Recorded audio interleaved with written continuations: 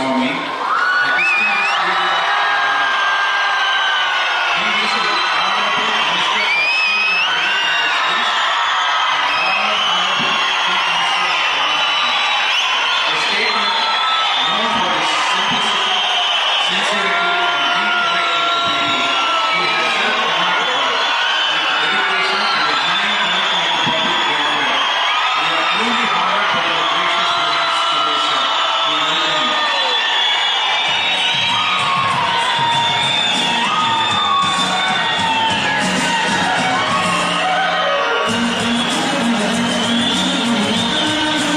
We take immense pleasure in welcoming Sri V. Somanna, Honorable Central Minister of State for Railways and Jal Shakti, who has been an ardent devotee of the Mahasamsthan Math, participating in many activities of Sriman. Welcome, sir.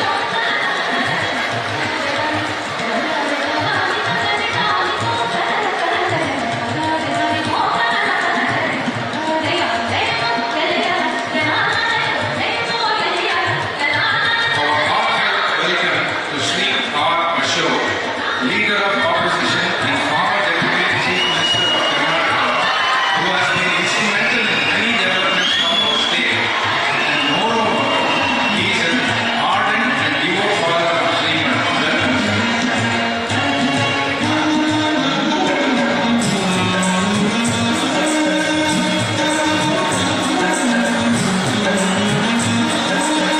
It is our honor to extend a warm welcome to Sri Sharan Prakash Patil, Honorable Minister for Medical Education, Government of Karnataka, a visionary leader who has been instrumental in shaping the healthcare and medical education landscape in our state. Known for his clarity of thought, administrative efficiency, and sincere dedication to strengthening medical institutions, he has improved accessibility, quality, and equity in medical education. Welcome, sir. With great pleasure, we welcome Dr. K. Sudhakar, Honorable Member of Parliament, who rendered phenomenal service during COVID pandemic in the capacity of the leader of the task force as the Mark of Health Minister. We welcome him.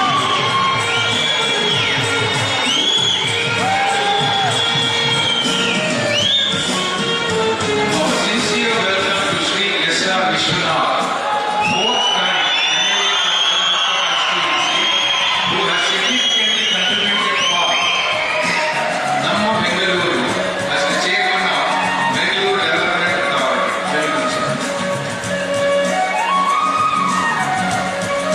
Sri N. Srinivasaya, MLA from Nelamangala constituency, has graced the occasion. We welcome you with respect, sir.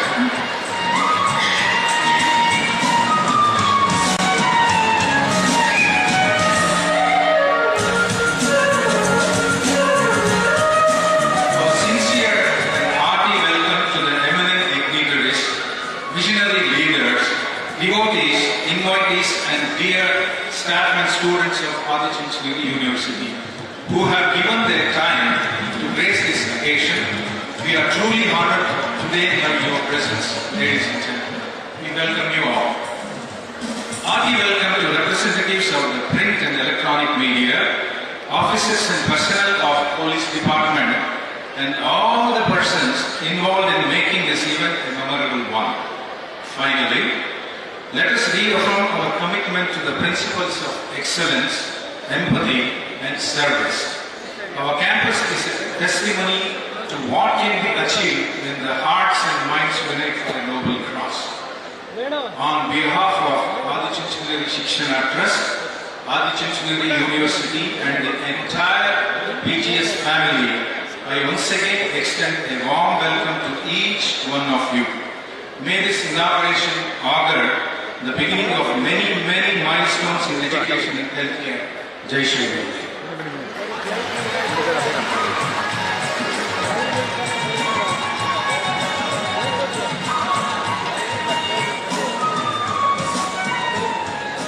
Thank you, Dr. Abhishek, for extending a very, very cordial welcome on behalf of the entire team. Please accept it. Okay. ಮಾನ್ಯರೇ ಮಹಿಳೆಯರೇ ಬಂಧುಗಳೇ, ಈಗ ಕಾರ್ಯಕ್ರಮದ ಪ್ರಮುಖ ಘಟ್ಟದತ್ತ ನಮ್ಮ ಪಯಣ. It's indeed my privilege and pleasure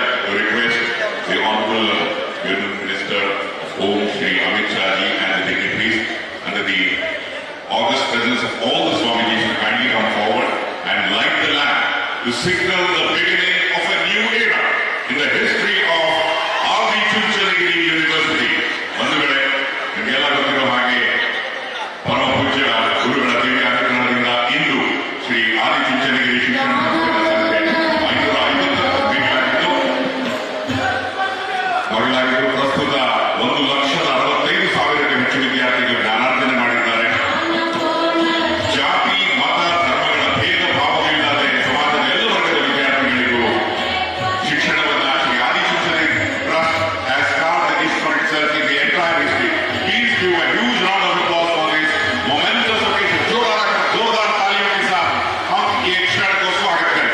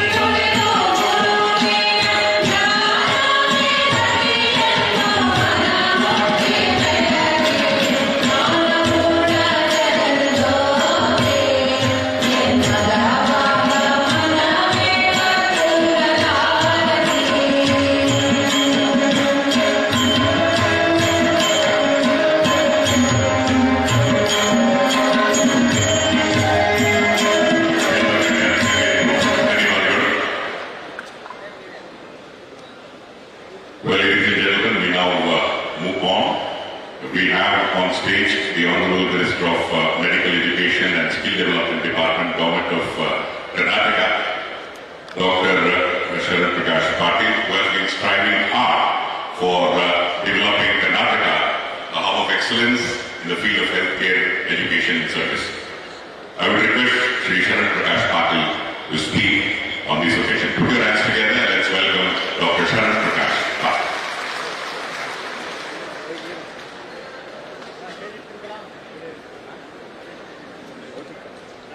ಎಲ್ಲರಿಗೂ ನಮಸ್ಕಾರ. Adichunchanagiri university Bengaluru ಕ್ಯಾಂಪಸ್ಸಿನ BJS ಮೆಡಿಕಲ್ ಕಾಲೇಜ್ ಮತ್ತು ಆಸ್ಪತ್ರೆಯ ಉದ್ಘಾಟನಾ ಸಮಾರಂಭದಲ್ಲಿ ಸಾನ್ನಿಧ್ಯ ವಹಿಸಿಕೊಂಡಿರ್ತಕ್ಕಂಥ ಶ್ರೀ ಶ್ರೀ ಶ್ರೀ ಡಾಕ್ಟರ್ ನಿರ್ಮಲಾನಂದನಾಥ ಮಹಾಸ್ವಾಮೀಜಿಯವರ ಪಾದಕ್ಕೆ ವಂದಿಸಿ ಇಂದಿನ ಈ ಸಮಾರಂಭದಲ್ಲಿ ಉಪಸ್ಥಿತಕ್ಕಂಥ ಪರಮ ಪೂಜ್ಯ ಪರಮಾತ್ಮಾನಂದ ಸರಸ್ವತಿಜಿಯವರ ಪಾದಕ್ಕೆ ವಂದಿಸಿ ಪರಮ ಪೂಜ್ಯ ಮಾದರ ಚೆನ್ನಯ್ಯ ಸ್ವಾಮೀಜಿಯವರ ಪಾದಕ್ಕೆ ವಂದಿಸಿ ಇಂದಿನ ಈ ಸಮಾರಂಭದ ಮುಖ್ಯ ಅತಿಥಿಗಳು ಕೇಂದ್ರದ ಸರ್ಕಾರದಲ್ಲಿ ಗೃಹ ಸಚಿವರು ಆಗಿರ್ತಕ್ಕಂಥ ಶ್ರೀ ಅಮಿತ್ ಶಾಜಿಯವರೇ ಮತ್ತು ವೇದಿಕೆ ಮೇಲೆ ಆಸೀನರಾಗಿರ್ತಕ್ಕಂಥ ಕೇಂದ್ರ ಸರ್ಕಾರದ ಸ್ಟೀಲ್ ಮತ್ತು ಹೆವಿ ಇಂಡಸ್ಟ್ರಿ ಸಚಿವರು ಹಿರಿಯರು ಆತ್ಮೀಯರಾಗಿರ್ತಕ್ಕಂಥ HD ಕುಮಾರಸ್ವಾಮೀಜಿಯವರೇ, ಇಂದಿನ ಈ ಸಮಾರಂಭದಲ್ಲಿ ಉಪಸ್ಥಿತ ಇರ್ತಕ್ಕಂಥ ಇನ್ನೊಬ್ಬ ಹಿರಿಯ ಕೇಂದ್ರ ಸಚಿವರು ಆತ್ಮೀಯರಾಗಿರ್ತಕ್ಕಂಥ V ಸೋಮಣ್ಣಜಿಯವರೇ ಮತ್ತು ಕರ್ನಾಟಕ ವಿಧಾನಸಭೆಯ ವಿರೋಧ ಪಕ್ಷದ ನಾಯಕರು ಆಗಿರ್ತಕ್ಕಂಥ ಆರ್ ಅಶೋಕ್ ಜಿ ಅವರೇ, ವೇದಿಕೆ ಮೇಲೆ ಆಸೀನರಾಗಿರ್ತಕ್ಕಂಥ ಸಂಸತ್ ಸದಸ್ಯರು ಆಗಿರ್ತಕ್ಕಂಥ ಡಾಕ್ಟರ್ ಕೆ ಸುಧಾಕರ್ ಅವರೇ ಮತ್ತು ವಿಧಾನಸಭೆಯ ಈ ಮತಕ್ಷೇತ್ರದ ಶಾಸಕರು ಗೆಳೆಯರು ಆಗಿರ್ತಕ್ಕಂಥ ಶ್ರೀನಿವಾಸಯ್ಯ ಅವರೇ, ಇನ್ನೊಬ್ಬ ವಿಧಾನಸಭೆಯ ಸದಸ್ಯರು ಗೆಳೆಯರು ಆಗಿರ್ತಕ್ಕಂಥ ವಿಶ್ವನಾಥ್ ಜಿ ಅವರೇ, ವೇದಿಕೆ ಮೇಲೆ ಆಸೀನರಾಗಿರ್ತಕ್ಕಂಥ ಎಲ್ಲ ಗಣ್ಯರೇ, ಇವತ್ತು ಬಹಳ ಒಂದು ಸಂತೋಷದ ಸಮಾರಂಭ. ವಿಶೇಷವಾಗಿ ಡಾಕ್ಟರ್ ನಿರ್ಮಲಾನಂದ ನಮ್ಮ ಮಹಾಸ್ವಾಮೀಜಿಯವರಿಗೆ ನಾವು ಅಭಿನಂದನೆಯನ್ನು ಸಲ್ಲಿಸಬೇಕಾಗ್ತದೆ. ಅವರು ಬಹಳ ಮುತುವರ್ಜಿ ವಹಿಸಿ ಈ ಒಂದು ಮೆಡಿಕಲ್ ಕಾಲೇಜಿನ ಲೋಕಾರ್ಪಣೆಯನ್ನು ಮಾಡಿದ್ದಾರೆ. ಇದರಿಂದ ಸ್ವಾಮೀಜಿಗೇನು ಲಾಭ ಇಲ್ಲ, ಆದರೆ ಸಮಾಜಕ್ಕೆ ಒಂದು ಬಹಳ ದೊಡ್ಡ ಕೊಡುಗೆ ಅಂತಕ್ಕಂಥದ್ದು ನನ್ನ ಭಾವನೆ. ಇವತ್ತು ದೇಶಾದ್ಯಂತ ಕರ್ನಾಟಕ ರಾಜ್ಯ ವೈದ್ಯಕೀಯ ಶಿಕ್ಷಣದಲ್ಲಿ ಬಹಳ ದೊಡ್ಡ ಹೆಸರನ್ನ ಮಾಡಿದೆ. ಇಡೀ ದೇಶದಲ್ಲಿ ಅತ್ಯಂತ ಹೆಚ್ಚು ಸೀಟ್ಗಳನ್ನು ಹೊಂದಿರತಕ್ಕಂಥದ್ದು ಕರ್ನಾಟಕ ರಾಜ್ಯ.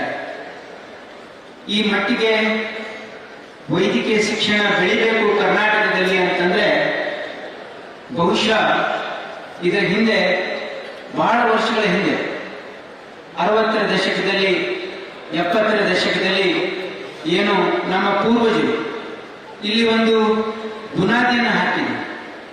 Probably it is the foresight of our leaders who had a foresight of establishing private medical and engineering colleges 30-40 years back.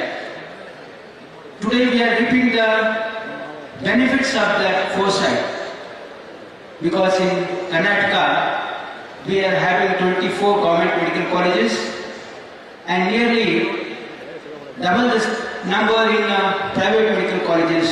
Today we have 70 medical colleges in Karnataka, and this was probably because of the foresight of our leaders, then leaders. Allowing private participation in professional courses was one of the best decisions taken by our leaders. Today, Bangalore is the Silicon City of the country because we have so many quality engineering colleges, and we have the right ecosystem because of our great leaders who have ruled this state. So today, in the entire country, though southern part of the states have many medical colleges, still there is a great need for medical education. Today, medical education is the most sought after courses for all the youngsters of this country. Nearly 24 lakh students write NEET exam for 1 lakh seat. What we need to keep in mind is we are not producing doctors only for our state or the country, but globally. Indian doctors are in great demand in Western countries as well, because they have a great reputation, their dedication, their skill, their hard work has earned a position for them across the globe. So India should always promote medical education. That's what is my thinking, and I have also recently met Netaji, and I have requested him to promote more colleges across the country, because country needs doctors, country needs healthcare professionals. So Karnataka has been forefront in providing best of the facilities and a conducive atmosphere for the government colleges as well as the private medical colleges and institutions as well. So the future endeavors of my state government, we have a vision of establishing one government medical college at every district, and also a super specialty hospital, a cancer center and trauma center in every district, so that the poor and the marginalized are taken care of. So this is the vision of the state government, and in this I congratulate Nirmalanandanath Swamiji for his great vision. He has been running 3 medical colleges, and many other institutions in such an excellent way. They are giving a quality education to the youngsters. This is what is our culture. Our culture is ಕಾಯಕ ದಾಸೋಹ. 12ನೇ ಶತಮಾನದ ಬಸವಾದಿ ಶರಣರ ಮತ್ತು ಎಲ್ಲ ಸ್ವಾಮೀಜಿಗಳ ಸಂತರ ಏನು ನಾವು ನಮಗೋಸ್ಕರ ಬದುಕೋದಲ್ಲ, ಪರರಿಗಾಗಿ ಬದುಕೋದು, ದಟ್ಸ್ ದ ದಾಸೋಹ ಕಲ್ಚರ್. ಇಲ್ಲಿ ಅಕ್ಷರ ದಾಸೋಹ ಮಾಡತಕ್ಕಂಥ ಒಂದು ಪ್ರಯತ್ನ ಸ್ವಾಮೀಜಿಯವರು ಮಾಡಿದ್ದಾರೆ.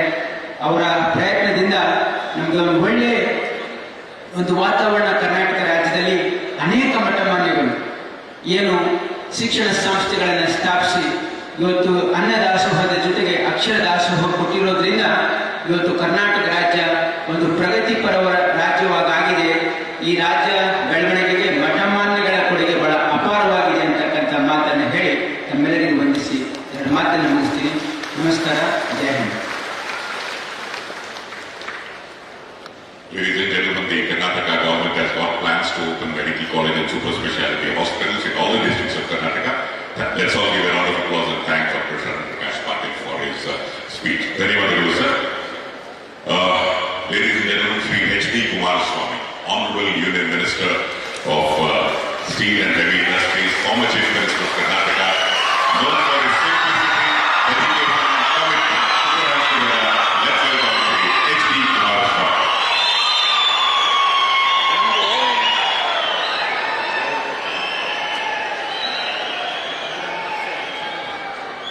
ಆದಿಚುಂಚನಗಿರಿ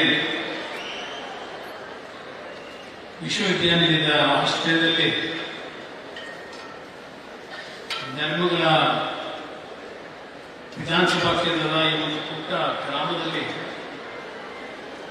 ಪರಮ ಪೂಜ್ಯ ಸ್ವಾಮೀಜಿಯವರ ಮಾರ್ಗದರ್ಶನದಲ್ಲಿ ಈಗಿನ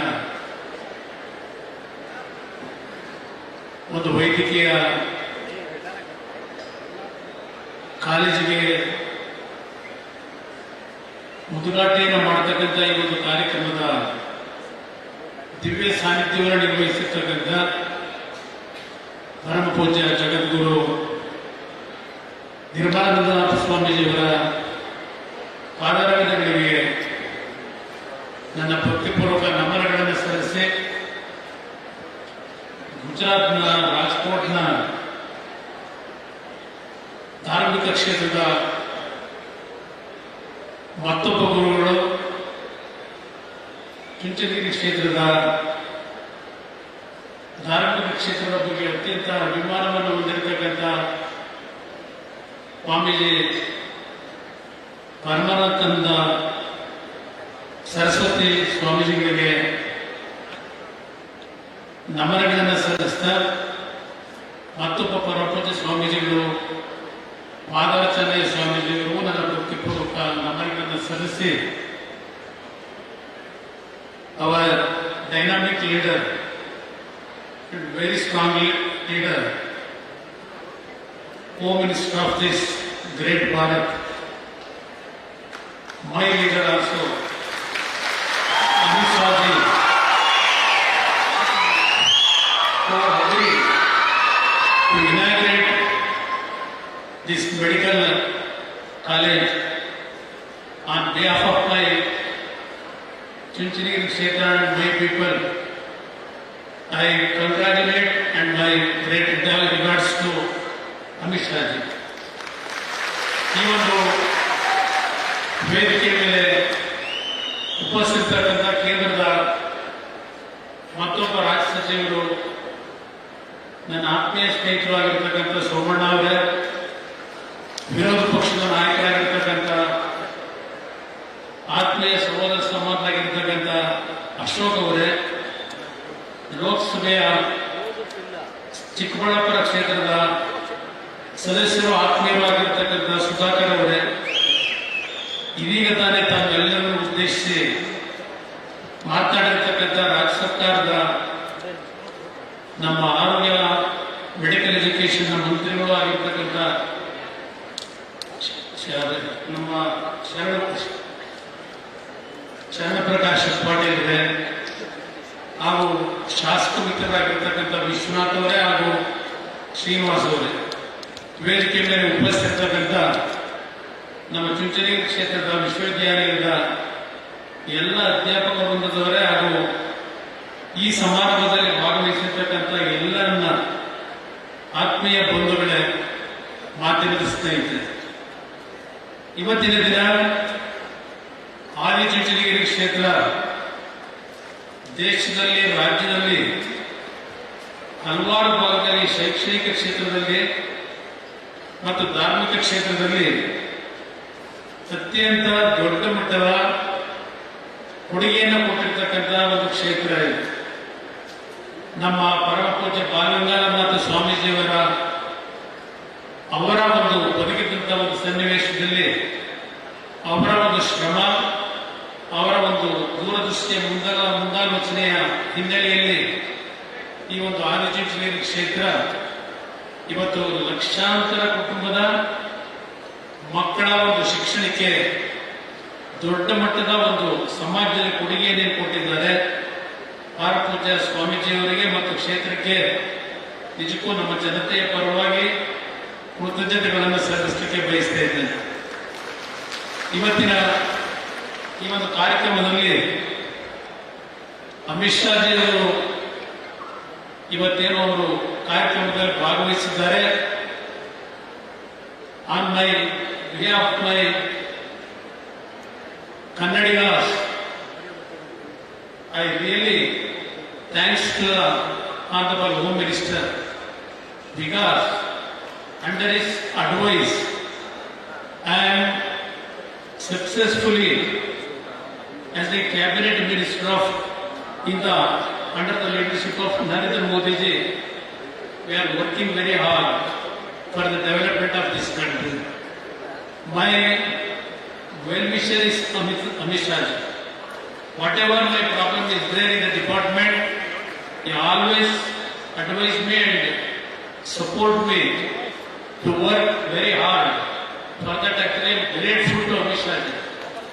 Because of him only today I stand before you as a central minister. For Karnataka, under the leadership of Honorable respected Prime Minister Narendra Modi ji and Amit Shah ji, I promise our Kannadigas, whatever issues are there in the Karnataka, several issues, we are going to solve it one by one. I promise Honorable Prime Minister and Amit Shah ji, Home Minister, they will going to support Karnataka and Kannadigas. I am very grateful to them. Today's ಈ ಕಾರ್ಯಕ್ರಮದಲ್ಲಿ ಪರಮ ಪೂಜ್ಯ ಸ್ವಾಮೀಜಿಯವರು ನನಗೆ ಬರಲೇಬೇಕು ಅಂತ ಹೇಳಿದ್ದಾರೆ. ಈ ಕಾರ್ಯಕ್ರಮದಲ್ಲಿ ಭಾಗವಹಿಸಿ ಒಂದೆರಡು ಮಾತನಾಡಲಿಕ್ಕೆ ಅವಕಾಶವನ್ನು ಕಲ್ಪಿಸಿಕೊಟ್ಟಿದ್ದಾರೆ. ಪರಮ ಪೂಜ್ಯರಿಗೆ ನನ್ನ ಭಕ್ತಿಪೂರ್ವಕ ನಮನಗಳನ್ನು ಮತ್ತೊಮ್ಮೆ ಸಲ್ಲಿಸಿ ನನ್ನ ಮಾತುಗಳನ್ನು ಮುಗಿಸ್ತೇನೆ. ಜೈ ಜೈ ಕರ್ನಾಟಕ.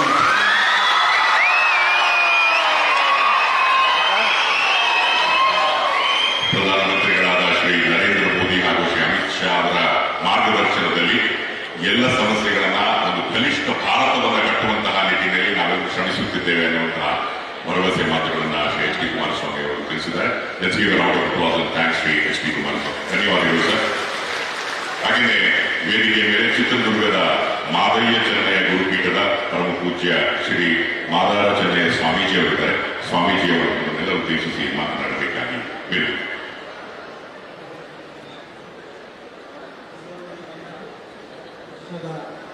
ಎಲ್ಲ ದಾರ್ಶನಿಕರು, ಯುಗದ ಯೋಗಿ ಡಾಕ್ಟರ್ ಪದ್ಮಭೂಷಣ ಬಾಲಗಂಗಾಧರನಾಥ ಮಹಾಸ್ವಾಮೀಜಿಯವರನ್ನು ಸ್ಮರಿಸಿ ಆದಿಚುಂಚನಗಿರಿ ಯೂನಿವರ್ಸಿಟಿ ಬೆಂಗಳೂರು ಕ್ಯಾಂಪಸ್ನಲ್ಲಿ ಇದ್ದು ಲೋಕಾರ್ಪಣೆಗೊಂಡಿರುವಂತಹ ಆದಿಚುಂಚನಗಿರಿ ವಿಶ್ವವಿದ್ಯಾನಿಲಯದ ಈ ಶುಭ ಸಂದರ್ಭದಲ್ಲಿ ದಿವ್ಯ ಸಾನ್ನಿಧ್ಯವನ್ನು ವಹಿಸಿರುವಂಥ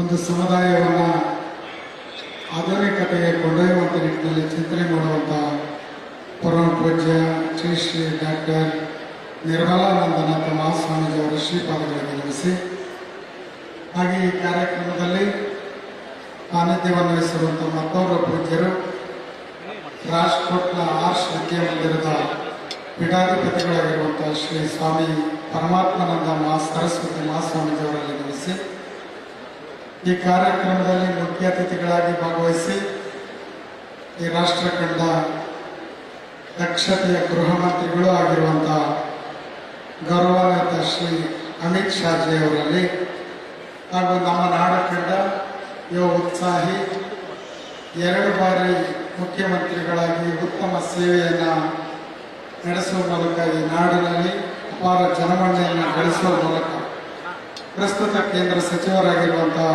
HD ಕುಮಾರಸ್ವಾಮಿ ಅವರಲ್ಲಿ ಹಾಗೂ ರಾಜ್ಯ ಸರ್ಕಾರದ ವೈದ್ಯಕೀಯ ಸಚಿವರಾದ ಶರಣ ಪ್ರಕಾಶ್ ಪಾಟೀಲ್ ಅವರಲ್ಲಿ ನಮ್ಮ ಸಮುದಾಯದ ಮೇಲೆ ತುಂಬ ಪ್ರೀತಿಯನ್ನು ಇಟ್ಟುಕೊಂಡಿರುವಂತಹ ವಿರೋಧ ಪಕ್ಷದ ನಾಯಕರು ಕ್ರಿಯಾಶೀಲರಾಗಿರುವಂತಹ ಆರ್ ಅಶೋಕ್ ಅವರಲ್ಲಿ ಮತ್ತೋರ್ವ ಮುತ್ಸದ್ದಿ ರಾಜಕಾರಣಿಗಳು ಕೇಂದ್ರದ ಸಚಿವರು ಆಗಿರುವಂತಹ ವಿ ಸೋಮಣ್ಣ ಅವರಲ್ಲಿ ಯುವ ಉತ್ಸಾಹಿ ಸಂಸದರಾಗಿರುವಂತಹ ಡಾಕ್ಟರ್ ಕೆ ಸುಧಾಕರ್ ಅವರಲ್ಲಿ ಶಾಸಕರಾದ ವಿಶ್ವನಾಥ್ ಅವರಲ್ಲಿ ಶ್ರೀನಿವಾಸ್ ಅವರಲ್ಲಿ ವಿಶ್ವವಿದ್ಯಾನಿಲಯದ ಕುಲಪತಿಗಳು ಸೇರಿರುವಂಥ ಎಲ್ಲ ಸದಸ್ಯರು ನಿಮ್ಮೆಲ್ಲರಿಗೂ ಶರಣಾರ್ಥಿಗಳನ್ನು ಸಲ್ಲಿಸಿ ಸುಮಾರು 5 ದಶಕಗಳ ಹಿಂದೆ ಆದಿಚುಂಚನಗಿರಿ ಶಿಕ್ಷಣ ಟ್ರಸ್ಟ್ ಮೂಲಕ ಆರಂಭಗೊಳಿಸಿದಂಥ ವಿಶ್ವವಿದ್ಯಾನಿಲಯ ಡಾಕ್ಟರ್ ಬಾಲಗಂಗಾಧರನಾಥ ಮಹಾಸ್ವಾಮೀಜಿಯವರು ಏನು ಕನಸನ್ನು ಕಂಡಿದ್ರು ಆದಿಚುಂಚನಗಿರಿ ಶಿಕ್ಷಣ ಟ್ರಸ್ಟ್ ಮುಂದೊಂದು ದಿವಸ ಇದು ಈ ರಾಜ್ಯ ಈ ದೇಶಕ್ಕೆ ಸರ್ವ ಜನಾಂಗದ ಶಾಂತಿಯ ತೋಟವಾಗುವಂಥ ನಿಟ್ಟಿನಲ್ಲಿ ಒಂದು ಬಹುದೊಡ್ಡ ವಿಶ್ವವಿದ್ಯಾನಿಲಯ ಆಗಬೇಕು ಅನ್ನುವಂಥ ಕನಸನ್ನು ಏನು ಕಂಡಿದ್ರು ಅದನ್ನು ಇವತ್ತು ಡಾಕ್ಟರ್ ನಿರ್ಮಲಾನಂದನಾಥ ಮಹಾಸ್ವಾಮೀಜಿಯವರು ಲೋಕಾರ್ಪಣೆಗೊಳಿಸುವ ಮೂಲಕ ಸಾಕಾರಗೊಳಿಸಿದರೆ ಅದು ನಮ್ಮ ನಾಡಿಗೆ ಸಿಕ್ಕಂಥ ಬಹುದೊಡ್ಡ ಹೆಮ್ಮೆ ಅಂತೇಳಿ ಹೇಳಬೇಕಾಗ್ತದೆ ಅನ್ನುವಂಥದ್ದು. ಒಂದು ಸಮುದಾಯವನ್ನು ಹೇಗೆ ಕಟ್ಟಬೇಕು ಅನ್ನುವಂಥ ನಿಟ್ಟಿನಲ್ಲಿ ಚಿಂತನೆ ಮಾಡಿದಂಥವರು ಡಾಕ್ಟರ್ ಬಾಲಗಂಗಾಧರನಾಥ ಮಹಾಸ್ವಾಮೀಜಿಯವರು. ನಾನು ಈ ಹಿಂದೆ ಅನೇಕ ಸಂದರ್ಭಗಳಲ್ಲಿ ಹೇಳ್ತಾ ಇದ್ದೆ, ಬಾಲಗಂಗಾಧರನಾಥ ಮಹಾಸ್ವಾಮೀಜಿಯವರು ಒಕ್ಕಲಿಗ ಸಮುದಾಯವನ್ನು ಯಾವ ರೀತಿ ಕಟ್ಟಿದ್ರು ಅಂತ ಹೇಳಿದ್ರೆ ಅದು ಬೇಡುವಂಥ ಸಮಾಜ ಅಲ್ಲ, ಅದು ನೀಡುವಂಥ ಸಮಾಜ ಅನ್ನುವಂಥ ನಿಟ್ಟಿನಲ್ಲಿ ಡಾಕ್ಟರ್ ಬಾಲಗಂಗಾಧರನಾಥ ಸ್ವಾಮೀಜಿಯವರು ಈ ಸಮುದಾಯವನ್ನು ಕಟ್ಟಿದ್ರು ಅಂತೇಳಿ ಈ ಸಂದರ್ಭದಲ್ಲಿ ಪೂಜ್ಯರು ನನಗೆ 1 ನಿಮಿಷದಲ್ಲಿ ಮಾತನಾಡಕ್ಕೆ ಕೇಳಿದ್ದಾರೆ. ಉದಾಹರಣೆಯಾಗಿ ಇಂಥ ಬಹುದೊಡ್ಡ ವೇದಿಕೆಯಲ್ಲಿ ಬಾಲಗಂಗಾಧರನಾಥ ಸ್ವಾಮೀಜಿಯವರ ಸ್ಮರಣೆಯ ಸಂದರ್ಭದಲ್ಲಿ ಇಂಥ ಒಂದು ಬಹುದೊಡ್ಡ ವೇದಿಕೆಯಲ್ಲಿ ಮಾದಾರ ಚೆನ್ನಯ್ಯ ಸ್ವಾಮೀಜಿಯವರನ್ನ ಯಾಕೆ ಸಾಕ್ಷಿ ಕರೆಸಿದ್ರು ಡಾಕ್ಟರ್ ನಿರ್ಮಲಾನಂದನಾಥ ಮಹಾಸ್ವಾಮೀಜಿಯವರು ಅಂತ ಹೇಳಿದ್ರೆ ಎಲ್ಲ ಶೋಷಿತ ಸಮುದಾಯಗಳಿಗೂ ಕೂಡ ಒಕ್ಕಲಿಗ ಸಮಾಜ ಒಂದು ಆಶಯವನ್ನು ಕೊಟ್ಕೊಂಡು ಬಂದಿದೆ ಅನ್ನುವಂಥ ಮಾತನ್ನು ಸಂದರ್ಭದಲ್ಲಿ ಹೇಳಬೇಕಾಗ್ತದೆ. ನನ್ನ ಅಕ್ಕಪಕ್ಕದಲ್ಲಿ 2 ಯುವ ನಾಯಕರಿದ್ದಾರೆ, ಕುಮಾರಸ್ವಾಮಿ ಅವರು ಮತ್ತು ಅಶೋಕ್ ಅವರು. ಮಾದಾರ ಚೆನ್ನಯ್ಯ ಗುರುಪೀಠ 15 ವರ್ಷಗಳ ಹಿಂದೆ ಒಂದು ಶೂನ್ಯಾವಸ್ಥೆಯಲ್ಲಿದ್ದಂಥ ಸಂದರ್ಭದಲ್ಲಿ ನಮ್ಮ ಶ್ರೀಮಠಕ್ಕೆ ಬುನಾದಿಯನ್ನು ಹಾಕುವ ಮೂಲಕ ಶಂಕುಸ್ಥಾಪನೆಯನ್ನು ಮಾಡುವ ಮೂಲಕ ಡಾಕ್ಟರ್ ಬಾಲಗಂಗಾಧರನಾಥ ಮಹಾಸ್ವಾಮೀಜಿ ಅವರ ಒಂದು ಮಾರ್ಗದರ್ಶನದಲ್ಲಿ ಏನೂ ಇಲ್ಲದೇ ಇರುವಂಥ ಈ ಶೋಷಿತ ಸಮುದಾಯಕ್ಕೆ ಶಕ್ತಿಯನ್ನು ಕೊಟ್ಟಂಥವರು ದೇವೇಗೌಡರ ಕುಟುಂಬ ಮತ್ತು ಕುಮಾರಸ್ವಾಮಿ. ಅದರ ಮುಂದಿನ ಭಾಗವಾಗಿ ನಮ್ಮ ಡಾಕ್ಟರ್ ನಿರ್ಮಲಾನಂದನಾಥ ಮಹಾಸ್ವಾಮೀಜಿ ಅವರು ಅಶೋಕ್ ಅವರ ಪಕ್ಕದಲ್ಲಿ ಕುಳಿತುಕೊಂಡಿದ್ದಾರೆ. ಅವರಿಗೆ ನೋಡಿ ಇವತ್ತು ಎಷ್ಟೋ ಸಾವಿರ ಹಳ್ಳಿಗಳಲ್ಲಿ ಸ್ಮಶಾನಕ್ಕೆ ಜಾಗ ಇಲ್ಲದಿರುವಂಥ ಸಮುದಾಯ ಅದು. ಅವರು ಮಠವನ್ನು ಕಟ್ಟೋದು ಯಾವಾಗ, ಅವರ ವಿದ್ಯಾರ್ಥಿಗಳನ್ನು ಬೆಳೆಸೋದು ಯಾವಾಗ, ನಾನಾರ್ಜಿಯನ್ನು ಬೆಳೆಸೋದಾಗುವಾಗ ಆ ನಿಟ್ಟಿನಲ್ಲಿ ಆ ಸಮುದಾಯಕ್ಕೆ ಬಹುದೊಡ್ಡ ಒಂದು ಜಾಗವನ್ನು ಕೊಡಬೇಕಂತೇಳಿ ಸುಮಾರು 80 ಎಕರೆ ಜಾಗವನ್ನು ಸ್ವಾಮೀಜಿಯವರು ಅಶೋಕಣ್ಣವರಿಗೆ ಆದೇಶವನ್ನು ಮಾಡಿ ಇವತ್ತು ನಮ್ಮ ಸಮುದಾಯಕ್ಕೆ ಒಂದು ಸಾಮಾಜಿಕವಾದ ನ್ಯಾಯವನ್ನು ಕೊಡಬೇಕೆನ್ನುವಂಥ ನಿಟ್ಟಿನಲ್ಲಿ ಚಿಂತನೆ ಮಾಡಿದಂಥವು. ಈ ಕಾರ್ಯಕ್ರಮದಲ್ಲಿ ನಮ್ಮ ಸಮುದಾಯದ ಬಗ್ಗೆ ಏನು ಮಾತನಾಡ್ತಾರೆ ಅನ್ನೋದನ್ನು ನೀವು ಕೇಳಬಹುದು. ನಮ್ಮ ಸಮುದಾಯ ಅಂತ ಹೇಳಿದ್ರೆ ಸಾವಿರಾರು ವರ್ಷಗಳಿಂದಲೂ ಕೂಡ ತಿರಸ್ಕಾರಗೊಂಡಂಥ ಸಮುದಾಯ. ಅಂತ ಸಮುದಾಯಕ್ಕೆ ಇವತ್ತು ನಾವು ಬಹಳಷ್ಟು ಜನ ಜಾತ್ಯತೀತ ನಾಯಕರು ಅನ್ನುವಂಥ ಸಂದರ್ಭನ ನಾವು ಹೇಳ್ತಾ ಇರ್ತೀವಿ. ಆದರೂ ನಾನು ಹೆಮ್ಮೆಯಿಂದ ಹೇಳ್ಕೊಡ್ತೀನಿ, ದೇವೇಗೌಡರ ಕುಟುಂಬ, ಒಕ್ಕಲಿಗ ಸಮಾಜ ನಮ್ಮಂಥ ಅನೇಕ ಸಮುದಾಯಗಳನ್ನ ಕೈ ಹಿಡಿದು ಮೇಲಕ್ಕೆತ್ತಿದಂಥ ಸಮಾಜ ಅಂತೇಳಿ ಹೇಳೋದಕ್ಕೆ ತುಂಬಾ ಹೆಮ್ಮೆ ಅನ್ನಿಸ್ತಾ ಇದೆ. ಇವತ್ತು ಕೂಡ ಮುಂದುವರೆದ ಭಾಗವಾಗಿ ಆದಿಚುಂಚನಗಿರಿ ಮಹಾಸಂಸ್ಥಾನ ಮಾದಾರ ಚೆನ್ನಯ್ಯ ಗುರುಪೀಠವನ್ನ ಒಂದು ಶಾಖಾ ಮಠದ ರೀತಿಯಲ್ಲಿ ಆಶೀರ್ವಾದ ಮಾಡ್ತಾ ಇದೆ. ಅದಕ್ಕೆ ನನಗೆ ತುಂಬಾ ಹೆಮ್ಮೆ ಅನ್ನಿಸ್ತಾ ಇದೆ. ಅವರ ಋಣವನ್ನ, ಆ ಸಮಾಜದ ಋಣವನ್ನ ಮುಂದಿಟ್ಕೊಂಡು ನಮ್ಮ ಸಮಾಜವನ್ನು ಕೂಡ ಮುಖ್ಯ ದಾರಿಗೆ ತರುವಂತ ನಿಟ್ಟಿನಲ್ಲಿ ಪ್ರಯತ್ನವನ್ನು ಮಾಡ್ತೀನಿ ಅನ್ನುವಂಥ ಮಾತನ್ನು ಈ ಸಂದರ್ಭದಲ್ಲಿ ಹೇಳುತ್ತಾ, ಇಲ್ಲಿ ಅಮಿತ್ ಶಾಜಿ ಅವರು ಕೂತ್ಕೊಂಡಿದ್ದಾರೆ.